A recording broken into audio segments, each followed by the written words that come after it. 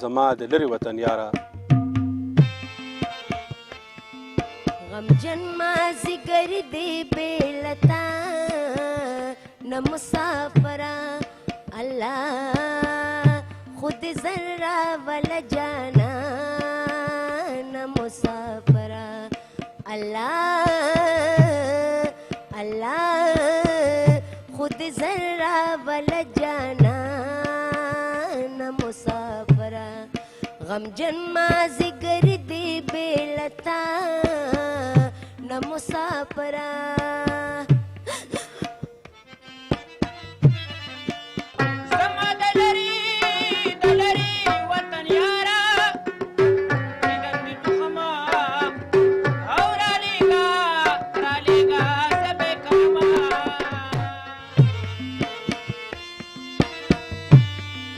خفا مشت دلتا د شمشاد نړیوال ټلویزیون مینوالو زه نزار یوسفزی ستاسو د خوښې په خپرونه کې چې نوم یې دی زما د لرې وطن یاره په دې کې تاسو ته سلامونه او نیکې پیرزونې وړاندې کوم. ګرانو کتونکو څنګه چې تاسو ته پته ده چې په دې خپرونه کې موږ په متحده عرب اماراتو کې د هغه لکونو پښتانه چې دلته کې د مسافرۍ دا زاره چاو د ژوند کوي د هغوی د ژوند ځینې اړخونه ځینې کیسې تاسو لپاره راوړو. دلته کې خلک موسیقي اوري، خپله کڼه اوري، خپلې ژبې سره څومره مینه لري، خپل وطن ته، خپل قام ته، خپل خاورې ته په راپېښو ستونزو د دوی نظر څه دی لکه دې ټولو خبرو باندې موږ دلته کې دوی سره بحث کوو. نن موږ راغلي یو ابوزوبی ته زما د لرې وطن یاره دا خپرونه نن زموږ د ملګرو دلته کې د ابوزوبی کې دا پروګرام را جوړ کړی دی او موږ په متحده عرب اماراتو کې چې چته هم پښتانه دي په کوم ګوټ کې هم دي زموږ به دا کوشش وي د شمشاد ټلویزیون چې د هغوی پورې ځان ور ورسوو او د هغوی په زړه کې چې کومې خبرې د کلونو راسې پرتې دي هغه د شمشاد ټلویزیون په شیشه باندې ټولې دنیا ته وښیو. نو نن موږ راغلي یو ابوزوبی ته د ملګرو دا پروګرام را جوړ کړی. دلته ما سره په خوا کې یو ملګری ناست دی د سره خبرې اترې کوو چې دی څه وایي. ساره وال خیریت دی الله شکر څه نوم دی ستاسو؟ عثمان خټک. عثمان صاحب څومره وخت وشو دلته؟ نزار صاحب دلته زمونږ تقریبا 8 کاله وشو. ښه لا نوی تازه یې؟ تازه خو نه یو 8 کاله ډېر شی دی. دا راته ووایه چې دلته کې خو ته په متحده عرب اماراتو کې ګرځې دلته چې کوم پښتانه دي دی څنګه کولی شي چې د خپلې ژبې لپاره د خپل کلتور د ترقۍ لپاره چې تاسو دا څه هلې ځلې کوئ ته څه ګڼې چې ګنې دا زموږ ژبې ته زموږ کلتور ته ته څه وده ورکوي لکه؟ ډېر ښه نزار صاحب. ټولو نه اول خو نزار صاحب ستاسو، زرزاده صاحب ستاسو او د شمشاد ټلویزیون ټول ټیم ته او خاص کر زموږ ګران میلمه ملک ریاض پنګش صاحب چې کوم زموږ میلمه دی دا ټولو ته زما طرف نه او د ابوظبي ټولو ملګرو طرف نه هرکلی وایو. الله مو هرکله راوله. او څومره چې د کلتور خبره ده تاسو ته لکه څنګه پته ده چې د پښتو کلتور چې کوم دی دا ډېر ریچ کلچر دی او دا د 6,000 کاله نه مخکې نه روان دی او پښتو چې کوم دی موږ ته هر څه راکړي دي. پښتو موږ ته حجره راکړې ده، پښتو موږ ته قانون راکړی دی یعنې جرګه راکړې ده. اوس په دې باندې چې خبرې کېږي دا جرګه او کومه حجره چې کومه دی یعنې پروګرام به کم وي خو دا خبرې به ختمې نه شي. او تاسو ګورئ چې دلته کې ابوظبي کې څومره پښتانه دي دا ټول په خپل کلچر کې په خپل زبان کې او نوره د دی چې څومره هم کارونه دي دا به ټول تا ته په پښتو نه ډک ښکاري. او مطلب څومره هم پښتانه دي دلته کې دا زمونږ حجره دی په ابوظبي کې. دلته کې مونږ راځو، دلته کې کینو، دلته کې مونږ هنرمندان هم راځي، زمونږ مشران هم راځي. نو مونږ ته دا نه فیل کېږي چې مونږ د وطن نه بار یو. دلته کې چې څوک هم راځي نو دغه هغه وطن دی لکه څوک دا نه محسوسوي چې دا مسافر دی په وطن کې ناست دی همدغه ماحول دی. د وطن د لرهوالي هغه احساس خو په خپل ځای باندې وي خو کوشش دا چې تاسو دلته کې د جمعې په شپه یا داسې د چوټۍ په ورځ باندې راغونډ شئ او دا ټنګ ټکور او په دې سیزونو د ژوند هغه د مسافرۍ هغه ستړتیا چې کوم دی ستاسو ختمه شي. جی بالکل بالکل همدغه ټول ملګري راغونډ شي دلته کې او دغه هنرمندان او زمونږ ګپ شپ او د خپل د یو بل د کلي نه خبر شو، د خپل حال او احوال نه خبر شو او دغه پروګرام یې شي. ډېره مننه ستاسو. ډېره مننه ستاسو. ما سره دلته یو بل مشر ناست دی د سره خبرې اترې کوو چې دی څه وایي. ستړي مه شئ. ژوندی اوسئ نظام خان. څه حال دی؟ خیر دی جي ستاسو دواګانې دي. ستاسو نوم دی؟ زما نوم شهرون دی او د سوات اوسېدونکی یم. سوات یاره ته خو ډېر ظالم سړی چې د سوات نه دلته راتلې، دومره شین وطن، داسې شنه شنه غرونه، داسې شنې اوبه، دومره شینکۍ دې پرېښودلې، دومره ښکلی موسم، اوس هم په سوات کې په غرونو باندې واورې پرتې دي او ته دلته راغلی. بس خو دا ډېر د ګټ د کاڼي راته ښکاري. نزار خان حال دا دی چې بس وطن خو ډېر ښایسته دی او بیا زمونږ په دغه سیمه کې د سوات خاوره چې کومه ده هغه دغه سویټزرلینډ بللی کېږي، خو خپلې څه مجبوریانې د هغې وجې نه مسافري اختیار کړې ده او دا زمونږ دویم کور دی. د امارات هم داسې دي چې بالکل او د دې وجې نه دلته مطلب دی چې یو سړی په تکلیف کې وي خو د هغه هلته کې نور کور خلکو ته لږ سهولت وي، دې وجې نه سوات خاوره پرېښودې ده او دلته راغلي وو او مسافرۍ دغه دی. بیا هم د خدای بلا پښتانه دي او دا موږ ته نه محسوسېږي چې موږ په یو دغه وطن کې. نو په دې احساس باندې ډاډه یې چې که دلته کې ستا ژوند هر څومره د تکلیفونو، د مشکلاتو او د ستونزو نه ډک دی، خو د دې په نتیجه کې هلته کې ځینې خلک دي چې د هغوی په ژوند لږ سکون او په ارام او جي داسې چې د هلته کې خلکو ته پکې ښه په سهولت دی او یو یې موږ له ډېره مینه راکړې ده، ډېر څه دغه دي او موږ له پکار دی چې د دې یو یې د هر څه قانون مطابق د دې دغه یو یې موږ له ډېره مینه راکړې ده، خو موږ پښتنو هم د دې ځای کومه ودانۍ کم بلډینګ چې ګورئ دا د پښتنو په وینو، پښتنو په خپلو مټو باندې آباد کړی دی. دلته چې کوم شین بوټی وینئ چته نه چته یو پښتون به ورته اوبه اچولي. ته د سوات یې ماته یو شعر رایاد شو د سوات په حواله چې زه کلیوالم د غزل په ښکلا څه پوهېدم، زه کلیوالم د غزل په ښکلا څه پوهېدم، سوات او جانان دومره ښایسته و چې شاعر یې کړمه.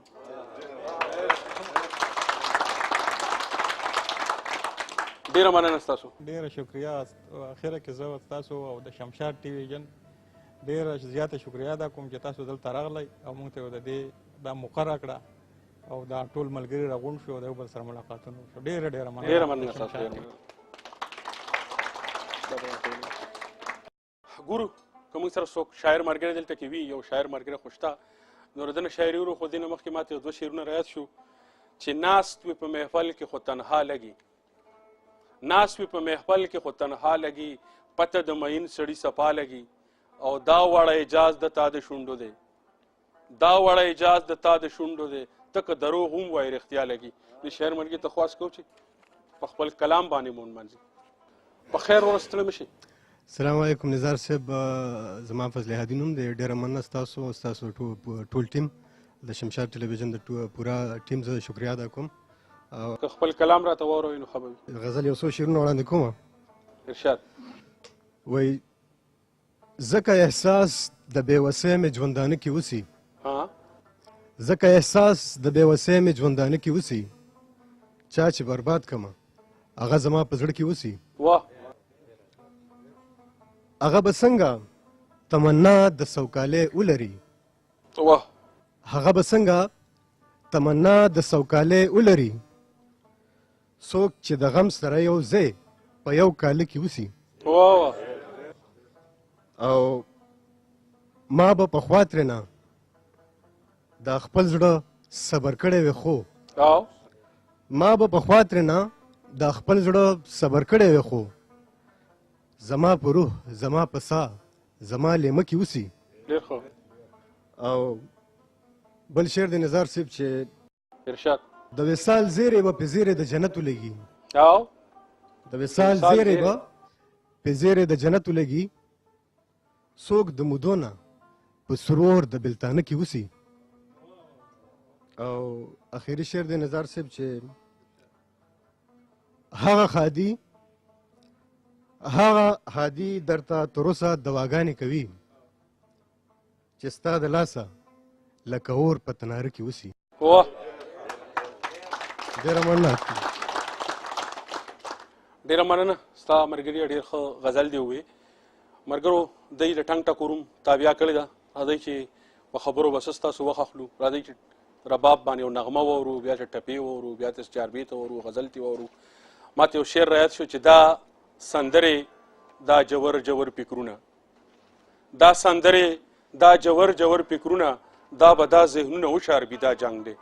په دې شعر باندې شکیل شاه زموږ ډېر ښه زلمی سندرغاړی دی هغه ته خواست کوو چې موږ په خپل فن باندې چې کوم دی نو ونازوي.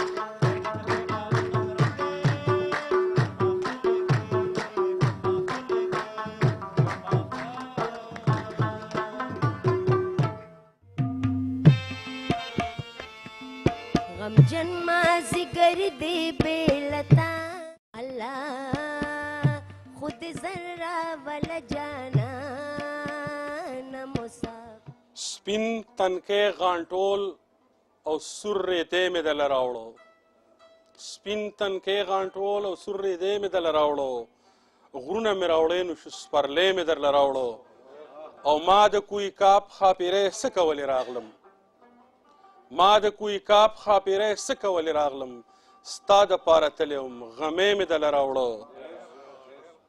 او خیال د مستې پیغلې خیال د مستې پیغلې او د مات منګي ټوکري خیال د مستې پیغلې او د مات منګي ټوکري زړه د خپل وطن مازدیګري مې دله راوړه نو په دې ټنګ ټکور خو موږ تر خپل وطن هغه حجرې او رایادې شوې ما ته دا شعرونه رایاد شو موږ سره دلته کې یو بل زلمی به ورته ومه ویښته خو یې سپین دي هغه راسره ناست دی هغه سره خبرې ترې کوو چې دی څه وایي ستړي مه شئ په خیر ډېره مننه وروره په خیر راغلی تاسو څه نوم دی ستاسو اکبر زیب جي د سوات اکبر زیب وروره دا راته ووایه د نورو مشرانو سره مې هم خبرې ترې وکړي که دا راته لږ ووایي چې دلته کې خو ډېر په لکونو پښتانه میشتري ژوند کوي لکه ستا په شان ډېر تعلیم یافته زلمي پکې لوم شته دا تعلیم یافته زلمي دا جدید څیزونه هم لکه دا نوي څیزونه هم استعمالوي ټلیفون استعمالوي انټرنیټ استعمالوي کمپیوټر استعمالوي څنګه کولی شي دا زلمي چې دی د خپلې ژبې او خپل کلتور د پرمختګ دپاره کار وکړي چې ته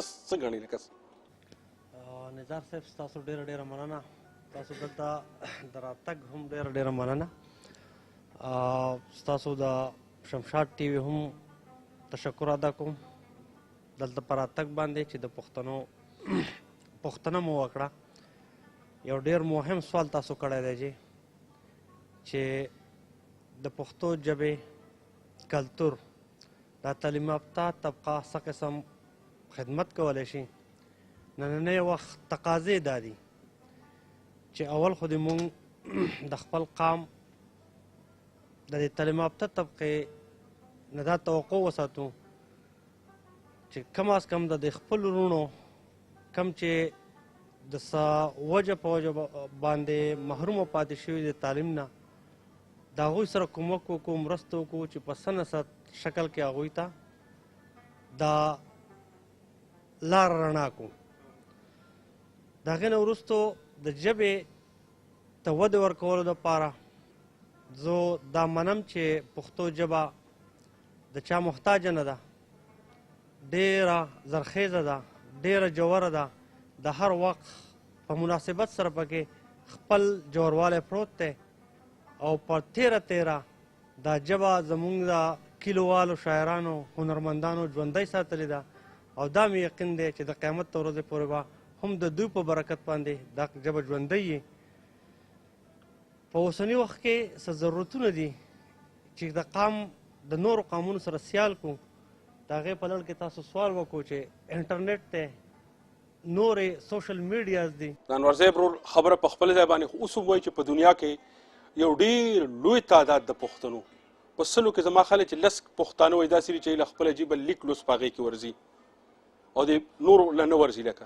دغسې که موږ وګورو نو په لکونو پښتانه داسې دي چې کتاب نه ګوري علم چې کوم دی دا په دنیا کې په کتابونو کې دی یو خبره خو دا بل موږ له پکار دی چې موږ خپلو ماشومانو ته چې کوم دی دا جدید علمونه ور ورکوو خو پکار دی چې خپله ژبه ورته ومښو په دې کې ورته لیک لوس وښو که موږ ورته د دنیا ټولې ژبې ترقي یافته ژبې وښیو او هغه د خپله مورنۍ ژبه نه ورځي نو د ده په شخصیت کې یو زبردست کمی پاتې شي او دی ټول عمر د دې احساس کمتری ښکار وي نو ستاسو ډېره مننه مهرباني ستړي مه شئ په خیر وار مو شي په خیر علي تاسو په خیر علي څنګه حال دی الحمدلله خیر خیریت څه نوم دی ستاسو زما جي نور واحد نوم دی او څه کار کوئ زه چې دلته په ټیکنیکل ملټي نیشنل اداره کې انجینیرینګ سیکشن کې کار کوم خپل انجینیرینګ جی جی ښه دا راته ووایه چې دلته کې دا کوم پښتانه خو هر کوره یې داسې کور نشته چې څوک مسافر نشته که زمونږ ډېر شتمن او ډېر غني او ډېر د سرو زرو هر څه نه ډک وطن دی خو بیا هم موږ د څه ستونزو له کبله چې کوم ټول پښتانه مسافر یو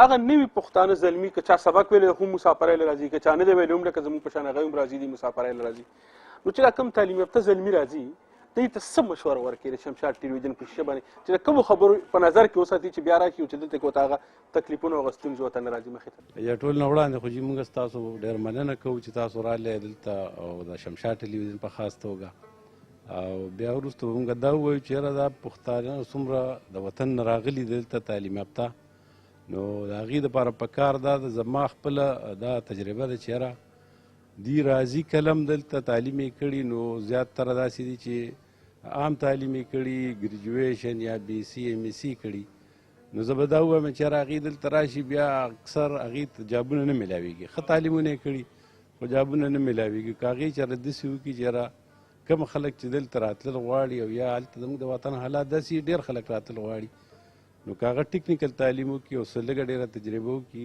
خواوشا کې کارخانې هم شته که په هغې کې څه تجربې او راشي دلته به نو هغه ډېر زیات سهولات به دلته او دویمه دا که هغې له د انګریزي ژبه ورځي نو د هغې دلته بیا ډېر زیات هغې ته اسانتیا به او لکه ګران ګراني به ورته څه نه نو ښه خو دا خو چې انګریزي ژبه له داسې ورځي چې لکه په زړورتیا سره یې ویلی شي ورځي وله خو دلته کې چونکې تجربه یې پکې لا نه وي نو ویلی نه شي نو دلته چې کله انټرویو ته دغه ته ورشي نو هغه ته ډېرې مشکلات پکې راځي دا خبره ستاسو په خپل ځای باندې ټیک ډېره مننه ستاسو مهرباني موږ سره دلته کې یو بل شاعر ملګری ناست دی ده ته به خواست وکړو چې دی موږ په خپل کلام باندې ونمانځي ستاسو نوم دی جی زما نوم میتګل سایل دی او زه د درسمند علاقې سره تعلق ساتم اول ستاسو ډېره ډېره مهرباني ستاسو په دې هلو ځلو باندې د پښتو دپاره یا د پښتو د کلتور دپاره په دې باندې مونږ ویاړ کوو ستاسو ډېره مهرباني غزل دی چې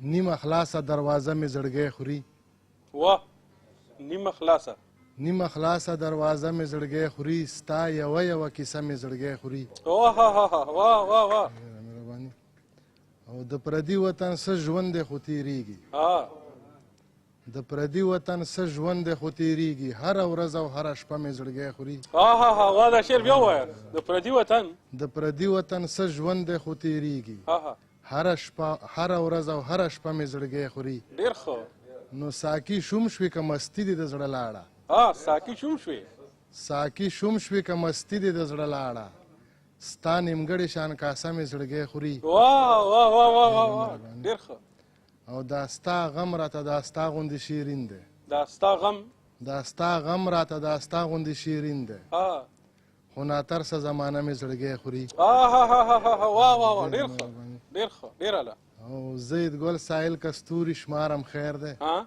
ستا په سترګو شوګیره مې زړګی خوري ډېره مهرباني یو غزل راته بل ووایه ډېره مهرباني غزل دی چې دا ستا انکار به مې له ژوند د باور وګرځوي دا ستا انکار به مې له ژوند د باور وګرځوي ژوندی به څو پورې ژوندی ځان نه هر وګرځوي نو هغه نمرنګ مې که په دغه خاریې راوستو هغه نمرنګ مې که په دغه خاریې راوستو خدای شته په ډېرو سپینو سپینو به سر وګرځوي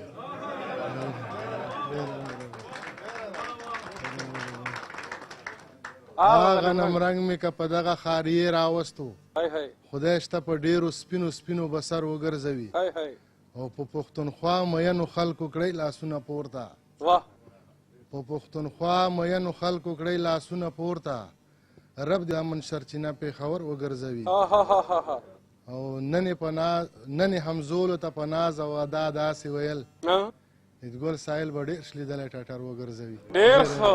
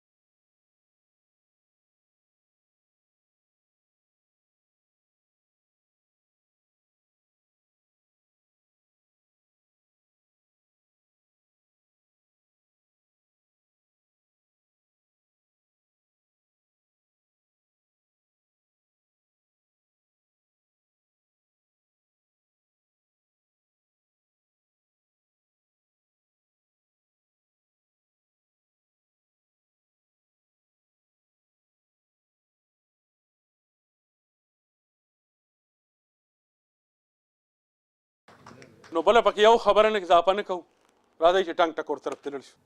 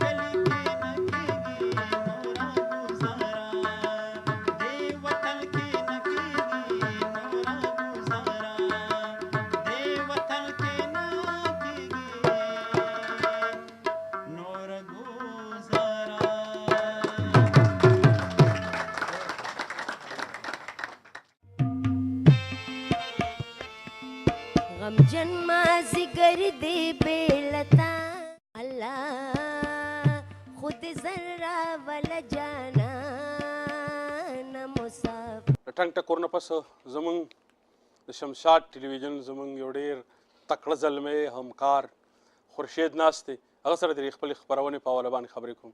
خورشید ستړي مه شئ. ډېره مننه دې مو بخښه. ټول نه اول خو زه د ټولو ملګرو ډېره مننه کوم د ابوظبي والا چې څونه ملګري نن دلته راغلي دي او زمونږ یې ډېر عزت وکړو، ډېر قدر یې راکړو او بیا ورپسې نظار صاحب ستاسو یو جهان مننه چې ما ته مې لږه موقع راکړه چې زه هم پکې یو څو خبرې وکړم. زه چې تا ته ګورم ما ترې پښتو هغه تاریخي ټپره یادېږي چې په بل وطن مې پیرزو نشي، په بل وطن مې پیرزو نشي که د حسونو رسالې در پسې ځي. داسې زلمي خو پکار ده چې په خپل وطن کې دا مټې او دا خیرازه ذهنونه وي خپل وطن یې آبادولی. خورشیده زموږ خپرونه خو تاسو په شمشاد ټلویزیون ګورئ، ته خپل هم ډېر تکړه همکار یې زموږ او ډېرې خپرونې لیکلي دي. زموږ د خپرونې په حواله څه وایې ته څه مشورې موږ له راکړې څه پکې وکړو؟ مشوره خو به زه نشم درکولی تاسو ته او دا خبره زه هم ستاسو ملګری یم په شمشاد تلویزیون باندې زه هم یو خپرونه کوم شمشاد و مسافر او په هغه خپرونه کې زه هم په خپلو مسافر ورونو پسې ګرځم خو که زه ډېر تکړه شم د کیمرې په سترګه یو لس مسافرونه وښیم او تاسو چې کوم یې د ستاسو چې کومه خپرونه ده په دې خپرونه کې تاسو سل یو نیم سل 200 ملګري راټول کې مسافرونه هغه راټول کې او بیا هغه په دې کیمرې په سترګه باندې تاسو ښایي هغوی څنګه ژوند کوي دلته څه هلې ځلې دي او هغه ورونه چې کوم د غریبي طبقې سره دي دلته مزدورۍ کوي کارونه کوي او ډېر په مشکلونو باندې دلته خپل ژوند تېروي، ډېر زاره چاوده ژوند دی، زره چاوده ژوند کوي. هغو تاسو ښایي نو زه وایم چې دغه سل یو نیم سل کسان نه دي، دا تاسو سل یو نیم سل کورنۍ ښایي تاسو هغوی دې ګوري چې څنګه دوی ژوند کوي دلته او څنګه دلته اوسېږي او بیا زموږ دغسې ملګري چې شوقیه فنکاران دلته کې مجلس یې کوي ټنګ ټکور زموږ د کلي هغه چې کومې حجرې وي چې کوم محفلونه وو هغه یې دلته هم ژوندی ساتلی دي. تاسو هغه ښایي د کیمرې په سترګه باندې ټولو خلکو ته ښایي په لر و بر کې خلک یې ګوري ډېر زیات یې خوښوي او زه هم د ستاسو د خپرونې ډېر غټ مینوال زه به دا وایم ستاسو خپرونه زه ډېره زیاته خوښوم او دا موږ ټول یې ډېر زیات خوښوو. الله هم کامیاب ساته. خورشید خان موږ دا خپرونه په دې نیت او په دې غرض را جوړه کړې ده چې هغه پښتانه زلمي چې خپل وطن نه را بهر دي او که دغسې فنکاران دي که دا شاعران دي تار دي شاعر ور شاعري ور څومره اعلی غزلې ووي دغسې دا شکیل شاه څومره ښه رباب غږوي. غواړو چې دا ټول خلک د شمشاد ټلویزیون په شیشه باندې ټولې دنیا ته وښو او د پښتنو مسافرو دا موږ یو نماینده پروګرام ټاکلی دی. همیشه ستا د تعاون او ستا د مرستې او ستا د ډاډګیرنې ته به سترګې په لار باندې ډېره مننه او زه د ستاسو ټولو ملګرو نه یو ځل بیا مننه کوم. تاسو یو جهان مننه. ډېره شکریه. آباد اوسئ، تل ودان اوسئ. یو ځلې بیا کلي ته راشه، یو ځلې بیا کلي ته راشه، په هره پوله مې لونګ کرلي دینه. موږ سره یو مېلمه ناست دی، ده سره خبرې ترې کوو. ستړي مه شئ، په خیر اړیږي. ډېره مهرباني یوسفزي صاحب. تاسو نوم دی جي؟ ما نوم جي ملک ریاض بنګش. تاسو دلته کار روزګار کوئ که څه؟ نه جي زه خو چکر ته راغلی یم دلته. خوش قسمته چې چکر ته راغلی. سلې داسې په زړه کې و چې هلته نه راتلې چې په دوغوای کې په ابوظبي کې به سلې دو پسې راغلی دا د الله تعالی ډېر لوی رحم دی. دلته څه موږ ډېر ګڼ شای پښتانه ورونه ټول دلته کې دي، محنت مزدورۍ کوي، هغو سره ملکوت وشي. او بل ټولو نه غټه خبره یوسفزي صاحب دا څه دلته امن ده، پیس ده او ما په خیال کې په دنیا کې هر یو شي سره زه به دا وایم یوسفزي صاحب څه هر شي سره وخت تېرېږي خو ظلم سره نه تېرېږي. نو چونکې دي چې الحمدلله هغه شی نشته چې کومو ته راپېښ ده او دلته امن ده. د امن وجې نه د ټولې دنیا مخ د یو ای ته او چکر ته دغه ځای غوره کړی دلته راځي. ملک صاحب تاسو د امن خبره وکړه، که موږ وګورو په عمومي توګه د پښتنو په دې رویې کې په دې خبرو کې لکه د برداشت په پښتنو کې نشته، تیزی ده پکې توندي ده پکې لا د بل خبرې ته غوږ نه ږدي بل پښتون ورور له د اختلاف کولو حق نه ورکوي. نو ستاسو په نظر کې دا د پښتنو په دې روي کې دومره تیزوالی دا د یو بل له برداشت دغه ولې نشته څه وجه؟ یوسفزي صاحب زه خو به دا وایم چې تېر شوي یو نیمه صدۍ وشوه چې د لر او بر په پښتونخوا منې په پښتنو منې یو جنګ مسلط شوی ده. تېر شوي 15 کالو نه پښتون په وینو منې اړوب ده. پښتون هغه کلچر ختم کیږي، هغه پښتو ختم کیږي، هغه حجرې هغه مجلسونه ختم کیږي، حتی کې چې هغه جوماتونه هم محفوظ نه دي. مشران رانه لاړو، د قوم د کلي هغه څه چا پرې به غونډه کېده هغه مشران رانه ختم کیږي. نو د دې به سری اکشن وي. نو هغه تاسو یوسفزي صاحب په دې ښه پوهېږئ چې یاره خامخا به هغه څه نه څه تلخی به پښتون بې لري په زړه کې. ډېره مننه ملک صاحب ستاسو له درنو پکو خبرو چې راغلئ په دې خپرونه کې موږ سره ګډون وکړ. لوی تاسو شکرګزار یو چې تاسو په دوره لنګ تنګ وخت کې د پښتنو ته او مسافرو ته ډېر ښه روغ پروګرام ورکوئ جي. الله مو تاسو کامیاب لري. ډېره مننه. ډېر خوشحاله. غمجن مازیګر دی بیلتا الله خود ذره ولا جانا نه مسافر. دا تا ته چا وی چې مین شه، دا تا ته چا وی چې مین شه په سپینه ګیره د سیلاب د اوښکوزي. ستړي مشئ په خیر. زموږ سره مشر ناست دی، زه سره خبرې اترې کوم. ستړي مشئ په خیر. نصیب صحیح. ساله ولې کاکا؟ الحمدلله. څه نوم دی ستاسو؟ عقیل بادشاه نریوي. او څومره وخت هم دلته وشو؟ یاره جي ژوند لاړو.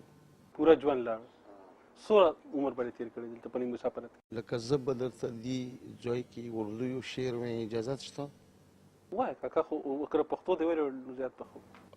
عادي مناسبت سره اردو والا شعر ډېر فټ رہی. ښه وایه تا ته. آئی کسی کو گھر سے نکلتی ہی مل گئی منزل. کسی کو گھر سے نکلتی ہی مل گئی منزل، کوئی ہماری طرح عمر بر سفر میں رہا. څومره وخت هم یاره جي زه خو په 67 کې د ملک سره غنی هلکوالی ځواني او بوډاتوب.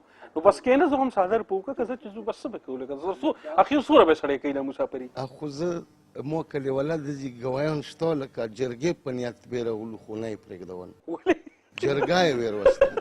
خلک خو بانې وایي چې بس څنګه به زه کینسل کړم. یاره جي مو کلیواله دروغ هسې هم د ایمان زیان ده. لکه مو خوریونه وررونه بچي ویرولو کپنۍ ته. نو هغو ماته جواب کې دا ویلو چې یاره موږ په دې خبرې لا جواب کړو چې یا به یې دې جنازه مخکې اوچتېږي یا به یې ما مخکې. نو داسې څه شی بوړه دې په سر کې لګېدلی؟ ما نه لکه کپنۍ نه پرېږدي. بابا د ژوند کې خو به تا ډېر بلا خبرې لیدلي، خوشحالۍ خبرې به پکې راغلي، د غم خبرې به پکې راغلي. مسافري دوم داسې کله سړی ابای مړ شي سړی جنازې له ونه رسي، کله ښادي وي په کور کې سړی پکې ورونه رسي. بلا خبرې داسې خوږه خبر راته وکړه، د خپل ژوند یو خوږه خاطر راته بیان. نو زه به تاسو ته صدر صاحب د صابر صاحب هغه نظم به وړاندې کړو چې هغه ټولو پښتنو دپاره که اجازت وي. بالکل اجازت دی بابا. ایوب صابر صاحب یو نظم د شعور څه